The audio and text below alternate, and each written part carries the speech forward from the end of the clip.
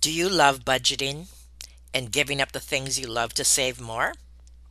Does the lack of funds cause you to stress? If so, you are not alone. When Gordon Stein lost his executive role, he owed $555,000. He had three young children and was looking for a new high tech executive role in the middle of the tech wreck recession in the early 2000s. Today, Gordon is going to share his Cashflow Cookbook, $2 million of financial freedom in 60 easy recipes. Gordon has my attention, and I suspect he has yours as well. Stay tuned.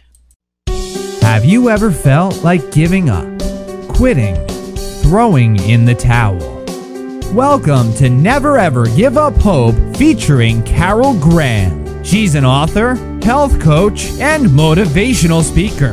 Backed into a corner multiple times in her life, Carol shares with you stories on how she overcame some of the toughest obstacles a person can go through in life, but refused to give up hope. Rather than admit defeat, an opportunity was presented, and it involves each and every one of you. Carol will feature spectacular guests who will share their messages of hope, encouragement, and their inspiration to prove why life's adversities only make you stronger. And now, welcoming the host of the show, here's Carol Graham.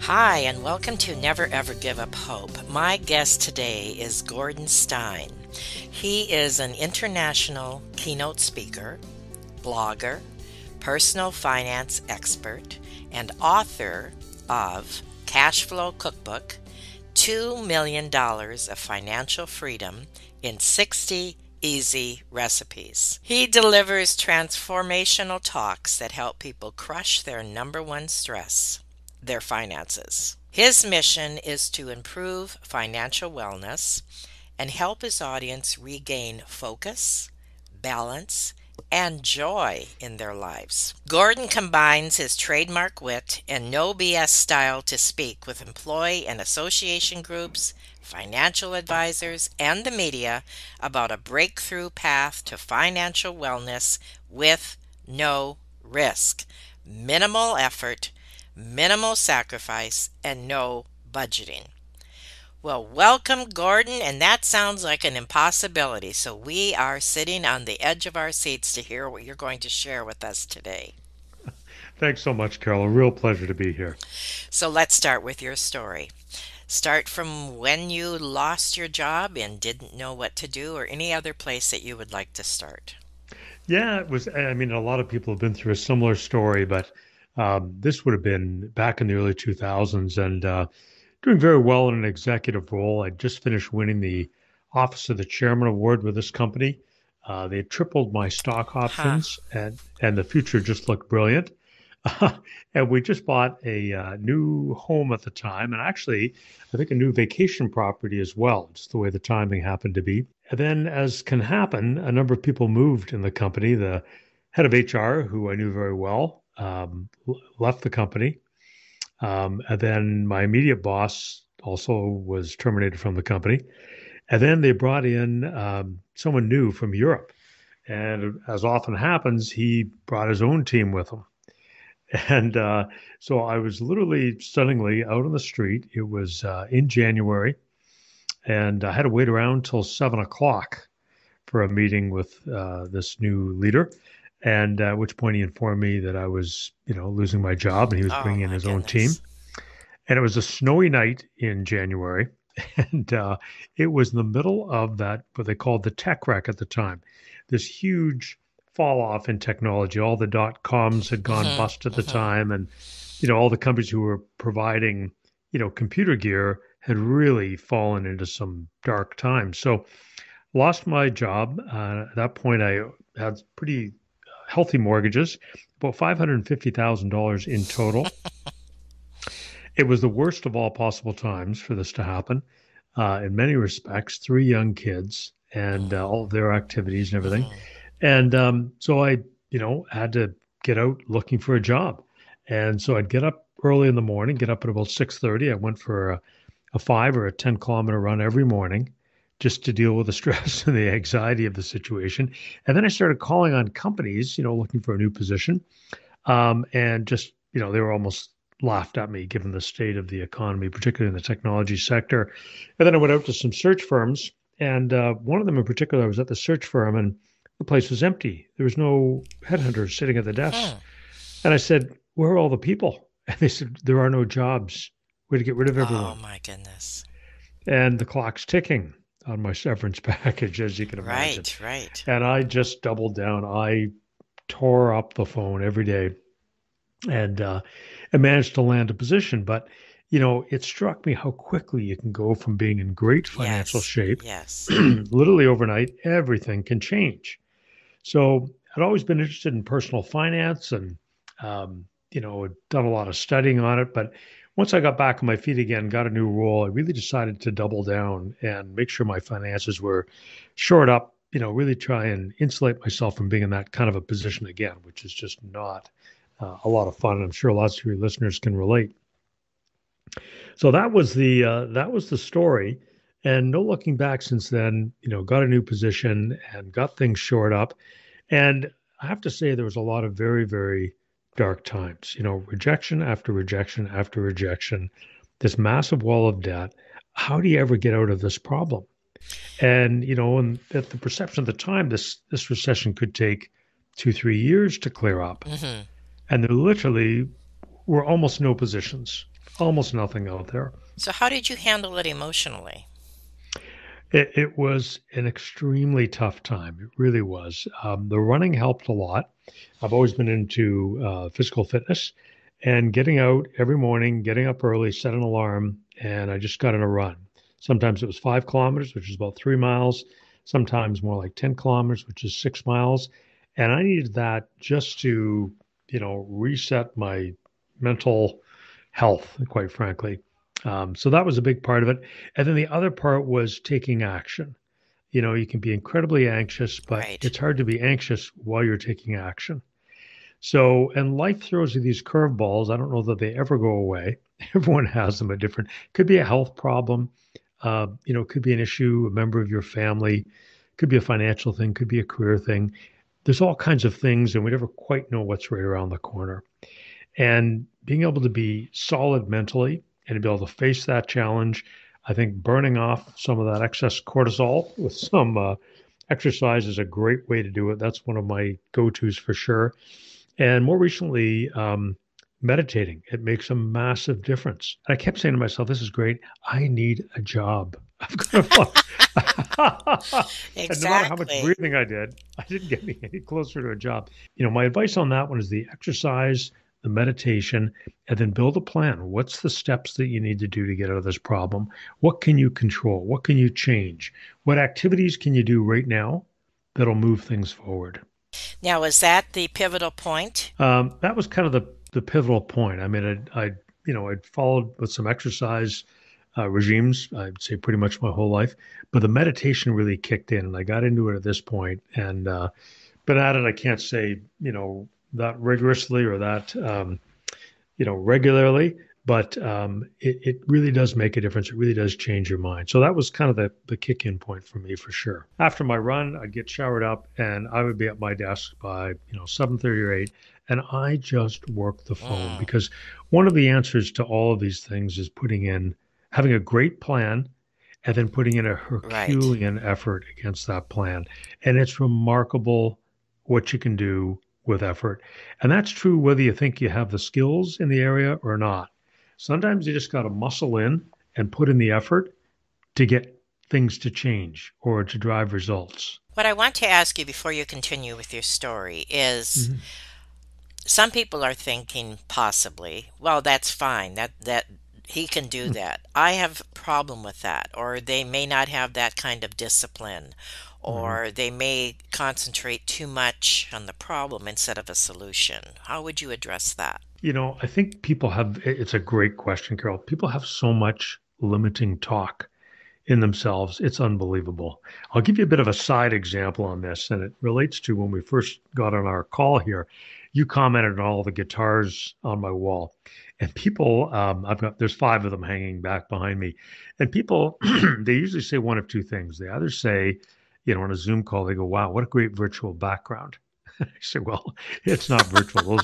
Those are my actual guitars." And the other thing people say, and I find it interesting, they say to me, "Wow, you're so lucky that you're musical. It would be great to be able to play an instrument." Interesting. And I just find that style of thinking is really so foreign. I have no musical gifts whatsoever. I'm living proof that literally anyone can pick up a musical instrument, put in some work, and there's lots of work involved, and it's unbelievably satisfying. Anyone can play an instrument. People say, "Oh, well, you run. That's good for you." I'm just not a runner. I absolutely wasn't a runner. I couldn't run more than 3 or 4 blocks. And then at one point, somebody had said to me, "What would be a great thing for you to do is go run a marathon." And I said, "Well, I'm not a runner. I can only go 3 or 4 blocks." But that's nonsense. Unless you have, some sort of gross anatomical, issue of some sort. Yes, you absolutely can go run a marathon. You can learn to play any kind of an instrument. There's really nothing that we can't do as people. And it's a matter of challenging yourself. Right. You can go far, you can go much, much farther. I think the Navy SEALs have an expression, that when you're absolutely flat out, you don't think you can do any more. There's still 70% of you left to go. Wow. Say that again. I like that. Yeah, I might have it wrong. My understanding is the Navy SEALs have this expression that when you think you're absolutely done, you have nothing left in the tank, you can't go an inch further, their concept is you still have 70% left to go. So that becomes a mindset, I would think. It absolutely is. And I've just seen it so many times in my life. There's a longer story. When I actually ran the New York City Marathon, and toward the end of it, it was a big personal hero day for me. I'd worked so hard for months and months of training, and I thought the hero in the story was me. But I was so wrong because at about the 20-mile point, I saw these runners, and they had these jackets, and it said Achilles Track Club on the back. And they looked from a distance like they were holding hands while they're running. I thought, what is this? And I get up closer, and it dawns on me, these are visually impaired. These are blind runners, and they're being guided for a 26-mile, 385-yard run. And my perception instantly changed. I was not the hero. Wow. These visually impaired runners, if you can imagine, you can't even see. You can't see the mile markers. You don't know what the time is. How many seconds per mile? What's your pacing? Is there a hill ahead? You don't know any of that. You're completely dependent on a guide. And it was just such an incredible realization. So, people say, "I can't run a marathon." You know what? There's people who can't even see. Exactly. Running marathons. What a terrific analogy. I do some skiing and some racing. Sometimes you'll see blind skiers, and they've got somebody who's skiing behind them, calling out the terrain and telling them what to do. Amazing. Anything is possible. I'm sure you agree with that. Absolutely. And what a terrific analogy. My goodness. Mm-hmm. Well, we are going to take a short 15-second break, and when we come back, we're going to have you share with the audience how they can turn their financial situation around as well. Stay tuned. Sounds great. Carol Graham would like to show you the path from misery to miraculous triumph in her fast-paced memoir, Battered Hope. She relates her determination to succeed as someone who experienced one horrendous nightmare after another. Gang raped and left for dead, loss of a child, husband falsely imprisoned, and cancer. Nothing could break her tenacity or faith. No matter what you face, heartache, loss, suffering, or injustice, Carol will illustrate how she became a victor the same way you can. The secret is to never, ever give up hope. Order your copy at Amazon or batteredhope.blogspot.com. Today I'm speaking with Gordon Stein, who just shared his story regarding his financial crisis. And if you have been listening, you will totally be able to relate, I am sure, because I think all of us have issues with finances at some point in our lives, unless we're born with a silver spoon in our mouth, right? That's right. Yeah. So we are going to move forward now and learn how, first of all, through what you're going to share with us today, and of course, more importantly, your book. So let's talk about your book. Tell us the name again, which I think is an incredible name. Yeah. The book is called Cashflow Cookbook. And the whole premise behind the book, Carol, is there's so many personal finance books out there, and you've got to Right. save 10%. You've got to give up everything that you love.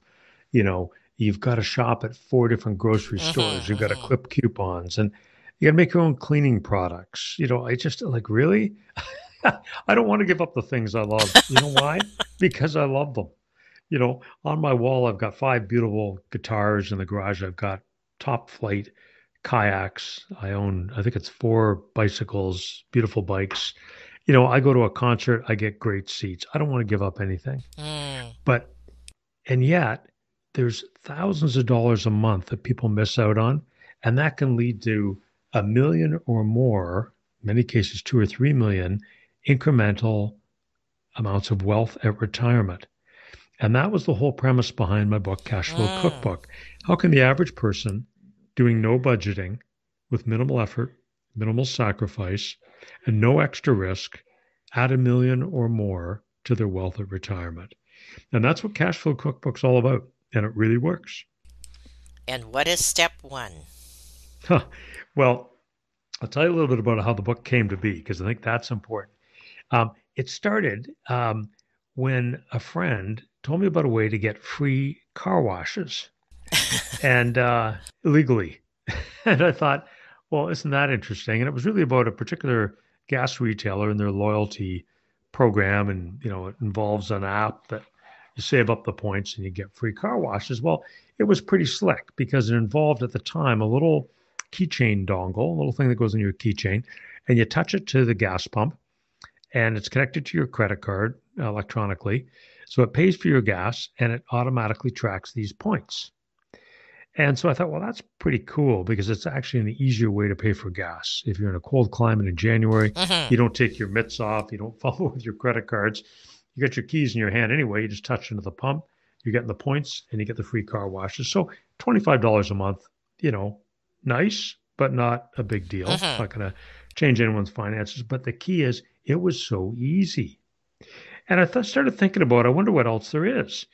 And then I heard this jingle on the radio at the time, and it was for a discounted home alarm monitoring company. So if you're in with one of the big names in security, when your contract expires, you can switch to one of these discounted home alarm monitoring. And interestingly, it saved another $25 a month. Hmm. Not a big deal, but it was a 10-minute phone call. They came and switched over to their system. And, I was worried, is it actually hooked up to the police? And at the Okay. time, I had 3 teenagers. So I found out very quickly it is indeed hooked up to the police. It really does work. So, uh, so anyway, that was great. But that inspired me. And I started gathering up all of these ideas. And I built this list it went up to about 120 ideas, and Oh I my winnowed it goodness. down to the best 60. And the criteria was it has to be as easy as what I'm doing now, has to save at least $25 a month. And I got the best Hmm. 10 ideas in each of 6 different spending areas. Wow. I'm interested. Yeah. And incredibly, the total was $13,000 of monthly savings. And people Unbelievable. always say to me, "You mean yearly?" I said, "No, monthly." And so then the next question is always, well, has anyone actually saved the full $13,000? And I don't know of anyone who has, because typically people would, read the book. They'd look through these. I call them recipes. The whole book is done like a cookbook. It's Hmm. easy to read. And you can flip through just like a real cookbook. You might look at a particular recipe and say, oh, no, I'm already doing that. Or you might flip a few more pages and say, oh, I don't even spend in that category. But for most people, there'll be 10, 12, 14 recipes. Well, they'll go, wow, I didn't even think of that one. So all of these things, simple changes to make. Often they're a one-time adjustment, a different way of buying something. Um, In some cases, it's about conserving, ways of conserving on things. In other cases, it's about comparison shopping. And some of the recipes don't involve giving up anything, don't involve changing anything, but it's something to look into. And you change something in the underlying sort of fabric of your finances, and that too can make a big difference. So that's the concept behind the book.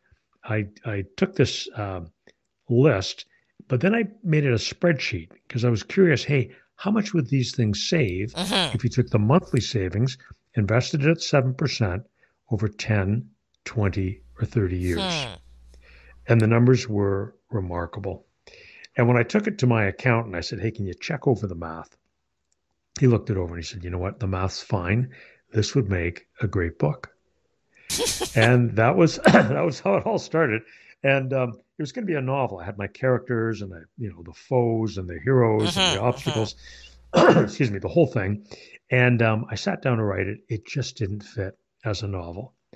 I was so frustrated, and I thought, geez, I'm never going to make this thing work. And then here was another obstacle. And under my breath one day, I said, it's more like a cookbook. And then I said to myself, oh my goodness, it's the Cashflow Cookbook. And I love alliteration, and that's how it came together. So it started as a Canadian edition of my native Canada, since moved to Ohio. So I did up a complete rewrite pretty much as a US edition. And then more recently, I've just redone the Canadian edition. It's now on its 7th printing. Oh, my word. Mm-hmm. Along with that, is there one particular thing that people would maybe never guess to do, where there is maybe a greater reward by doing it than some of the others? One that really stands out. There's so many of those, but I will give you one that's quite interesting to me. And this is one that escaped me 2 years of research to write the book. The book went through 6 printings before I stumbled onto this particular recipe.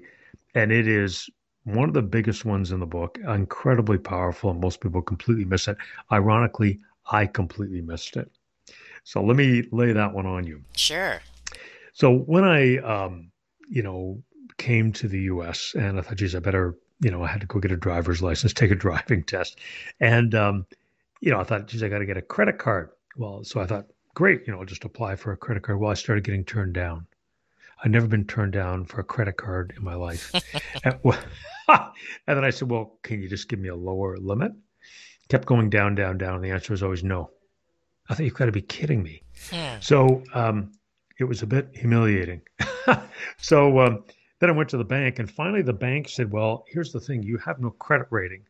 I said, are you kidding me? I've bought and paid off probably 8 homes, cottages, you name it. And they said, well, you have no credit rating here in the U.S.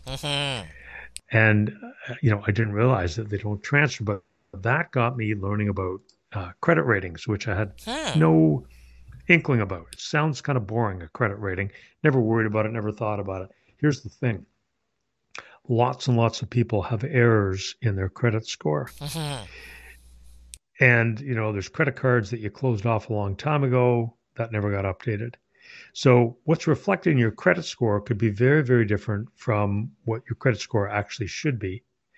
And there may be things that you're doing that aren't necessarily bad, not necessarily like you're not paying off bills or any of those kinds of things, but, your credit mix and how frequently you're applying for new credit cards. All of these things can change your rating. Here's the part that's remarkable. Your credit score can change the total interest cost of a loan by a remarkable 70%, 70%. Oh, my word. Unbelievable. Not done. Can change the cost of your car insurance by a remarkable 30 to 50%. And same thing with your home insurance. So we can have a situation, Carol, where you and I have identical incomes, identical backgrounds, identical jobs, all the rest of it. I have a few errors in my credit score. I could be paying $400 more for my mortgage. I could be paying, $100 more a month on my home insurance, $100 a month on my car insurance. So we can have a total difference of $500 or more dollars because of a difference in our credit score. So where does somebody start to change that? You'd start by getting a copy of your credit score and seeing what's in it. So you can work with your bank or a company like Experian. If there's errors, you can reach out to the credit scoring company and get them changed.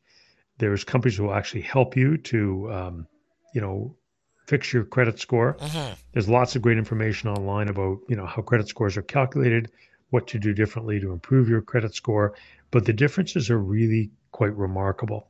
And because, just as an example, I didn't have a credit score at all. So I've built mine up now. I now have Mm-hmm. a good credit score over 3 years. But then I went back, as I learned about it, I went back and reshopped my car and home insurance, saved $2,000 a year. Wow. That's pretty remarkable. And probably, maybe a better provider. And I actually did that while tripling my liability coverage. So it was apples to apples, but it was even better. You know what I mean? I ended up with a better set of coverage. And one of the biggest drivers was my credit score. So you can go online and have a look at my FICO, and you'll see the difference in credit Mm-hmm. scores and interest rates that you might pay, for example, on a car loan. So for a typical person, maybe you have a couple of car loans in the household, a mortgage, car insurance, home insurance. All of these things could be changing by 100, 200, $300 a month. Simple and basic. This is, I think, what your entire book is, if I'm guessing correctly. Yeah, that's the idea. So the book comes in two parts. So the first part of Cashflow Cookbook, I called it the banquet because it gives us an overall picture. And we take a look over the shoulder of this couple. They're 40 years old, Eric and Keisha, and they make a series of financial discoveries. So they find ways to reduce costs of different things. It's minimal effort, minimal sacrifice. They don't do any budgeting in the entire book. They just make these simple changes. But here's the key. Right away, they take the savings that they free up. I call it savor the savings. So they're going to use that freed up cash for something productive. They pay off some credit card balances to start. And then they start giving more and more of this cash flow to their wealth advisor, Wanda, and she invests it. And that's where the real magic happens.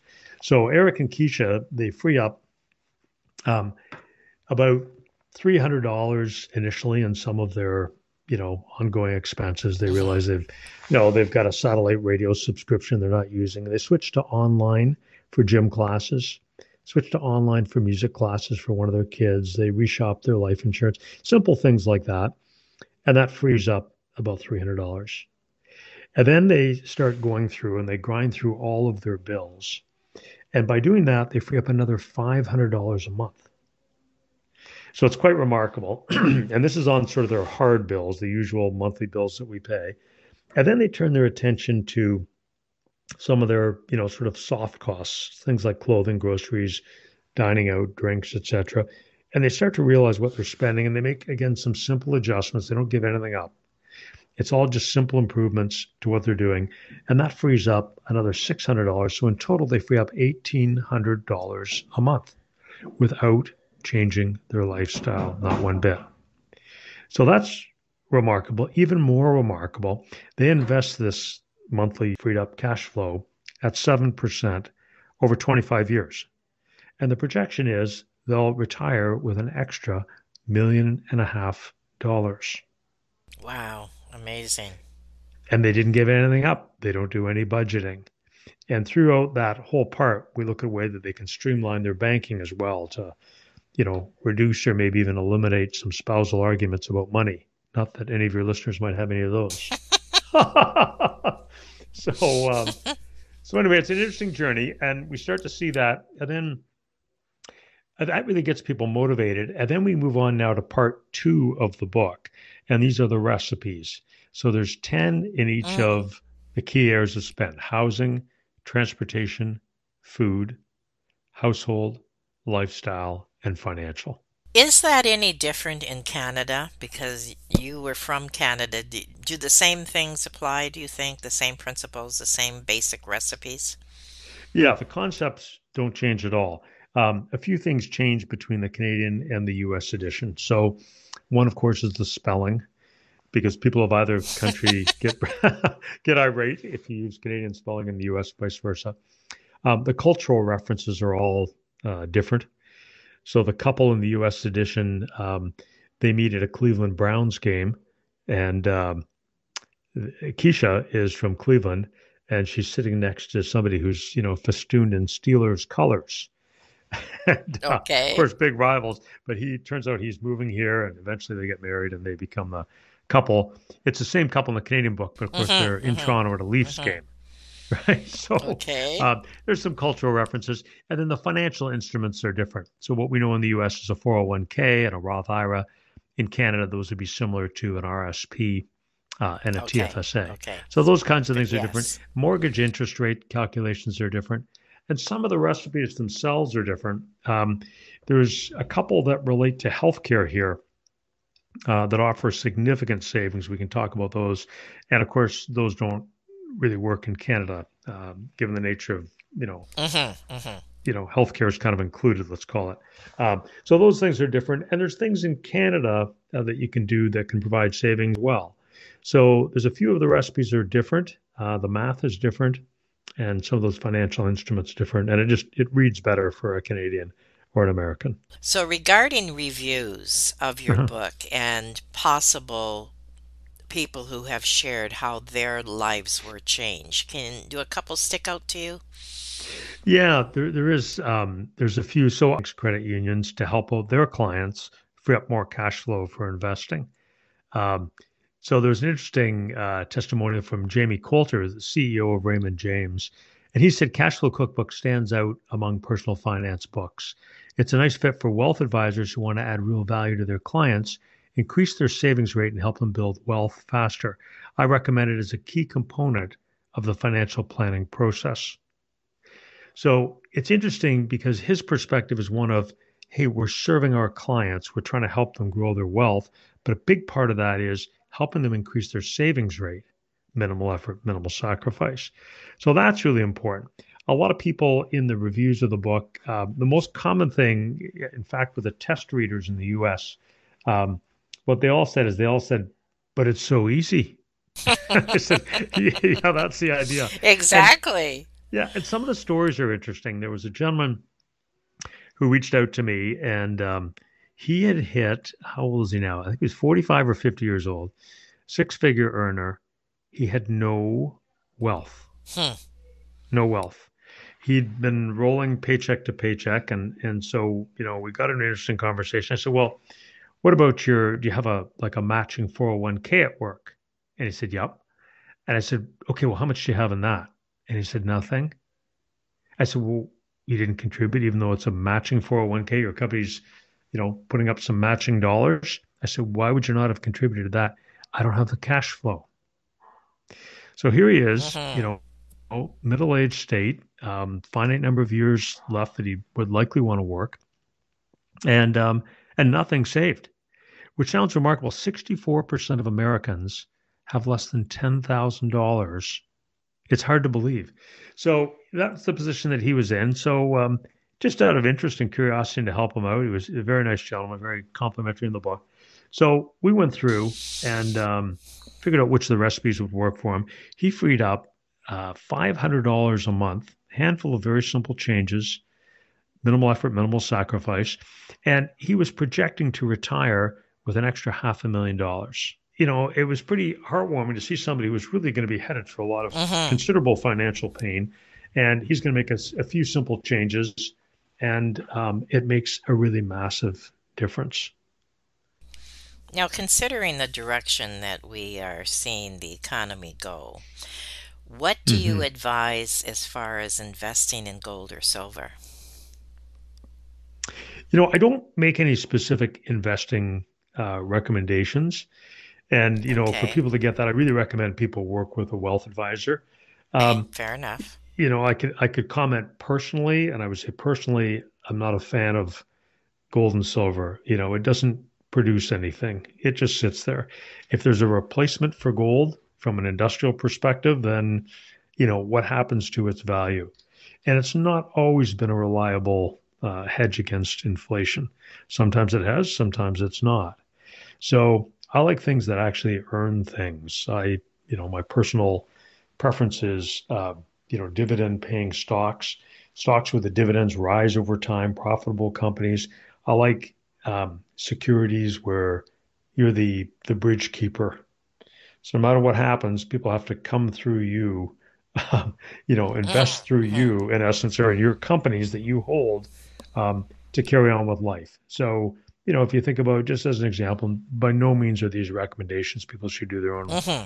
research. Of course. But if you think about, cloud, the whole idea of cloud storage definitely not going away. That's a long-term trend. Okay. So, if you want to buy cloud for your business or as a consumer, you're pretty much going to go through Microsoft or Amazon. They're the, massive providers in that space. So if you're holding Microsoft and Amazon, you have to look at the rest of the company and lots of figures to work through and lots of research to be done. But just as an example of the concept, those kinds of companies, they're going to be around. People are going to have to work through those companies. So that's the kind of thinking I like. And if you have a company with growing earnings, they continue to grow and pay dividends over time. And as you continue to invest in those companies, you see more and more dividends. You reinvest them over time, through thick and through thin. And then you've got a stream of income coming. If you look at this horrific mess that we've seen of late, my retirement funds, they keep paying their same dividends. In fact, the dividends keep rising. So, if you get to the point where that income is what's important in your retirement, then you're really not that fussed by what happens to the share price one day versus the next. This has been so incredibly informative, and I've taken lots of notes, and I assume that my listeners are doing the same thing. Is there anything that you would like to add in summary? I think, people should invest a bit of time. People sometimes, when I look at the ideas in the book, I said, oh my goodness, I'm going to have to call my cell phone provider and, work on I just don't have the time. Well, it might take an hour. It might free up $100 a month, over the long haul. That Exactly. $100 a month might add another couple $100,000 to your wealth at retirement. Let me go back and ask again, do you have the time? I think you have the time. And, the average American watches 20 hours of television a week. Wow. You could read the entire book in a couple of evenings. You could get on the phone. You could apply every single concept in this book. It wouldn't take you 20 hours. So you're My going to word. miss 1 week's worth of episodes, and you can Good completely transform analogy. Wow. your finances. That's what I Yes. think people should do. Take that little bit of time, go through Cashflow Cookbook, see which of these recipes.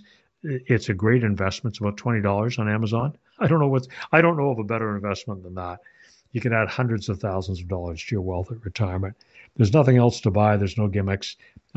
It's just some solid research that can make a big difference in people's finances. That is an excellent summary. Thank you for that. And there is no reason why anybody can't gain from this. You don't have to be in a certain position, can apply some of these recipes and gain. Really appreciate this. The tips are phenomenal. The book sounds very simple and easy to read, like you said.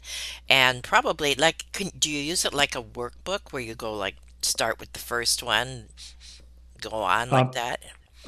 what I would say the best way to use the book is if they read that part one. I mean, it only is going to take about Okay. 40 pages. And Okay. then they can look over the shoulder of somebody else going through the whole process. So you can see the results. And then Okay. part two, you literally read it like a cookbook. If you're making chicken, you don't bother reading the fish section of the cookbook, right? So Makes you can sense. literally flip through those. Each recipe is just 2 pages long. It's as simple as that. You might look at it and say, yep, already got that. Oh, I just reshopped my car insurance. Oh, I didn't realize that idea of getting music lessons online. Holy cow, that's powerful. No How much are we kidding. spending? Yes, Yeah. yes. Excellent. Well, it's a great example. And I actually got that one from my son, who's a great jazz keyboard player. He was getting live lessons, and he found this thing called pianopig.com, and it's piano lessons online. He can go do the same lesson over and over again. He can play along. He can Mm, practice. He can pull down the mhm. downloads, things you can't do with a live teacher. And he saved about $200 a month. My goodness, that's So he's awesome. getting, Yes, this is the kind of thing not yes, everybody thinks of yes, these things, right? yes. Excellent. So it forces you to really go through and really reevaluate your finances. Talk about being motivational. Wow, this is excellent. Thank you so much. A real pleasure. And thank you for being on. Never, ever give up hope, even when it comes to money, right? Thank you. Thank you for listening to Never Ever Give Up Hope, featuring Carol Graham. Did you know that most people succeed because they are determined to? Quitting was never an option. Carol loves your comments and will respond to each one. So please subscribe and review this podcast. A rating of 5 stars would be outstanding and appreciated. Remember, if you are still here, there is always hope.